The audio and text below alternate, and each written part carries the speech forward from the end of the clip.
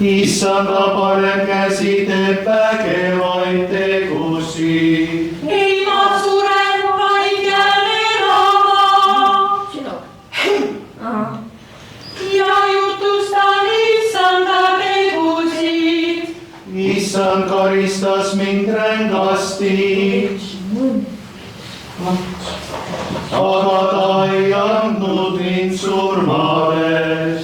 Avage mulle õiguse väravad.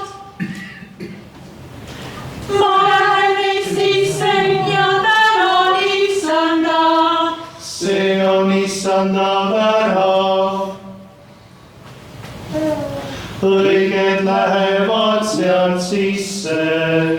Ma tänan sind, et sa mulle vastasid ning tulid mulle pääsjaks.